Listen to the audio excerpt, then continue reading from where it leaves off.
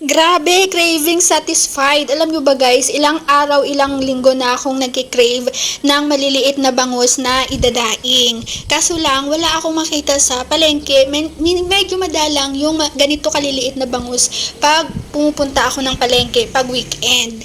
Buti na lang today, may dumaan. Tapos, nagtitinda siya ng isda. Pumasok siya dito sa barangay namin at meron siyang maliliit na bangus. At alam nyo ba kung magkano lang to? Oh my God!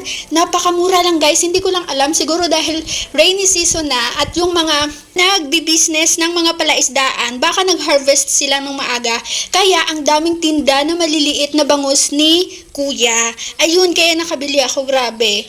Alam nyo ba guys, magkano lang to? This is worth 150 pesos. O, diba? Napakamura.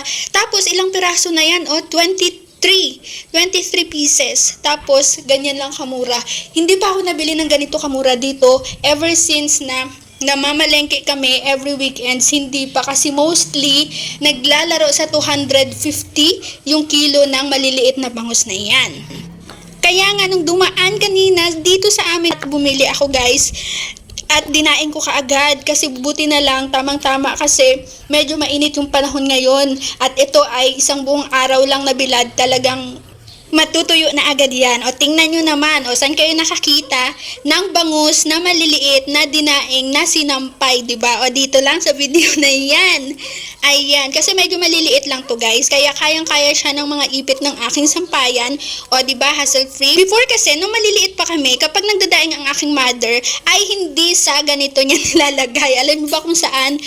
Sa bilao, tinatalian niya lang yon ng straw, tapos isasampay sa sampayan namin.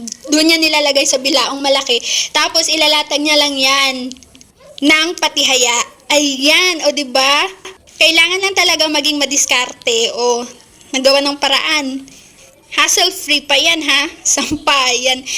Ayun, pero pagkatapos naman ito ay huhugasan at sasabunin ko na lang ang aking sampayan kasi para hindi manikit yung amoy ng isda kapag tapos na akong magdaing. Iyon lang guys, at kung nag-enjoy kayo sa video na to at kung relate kayo, paki-like and share naman. Until next time!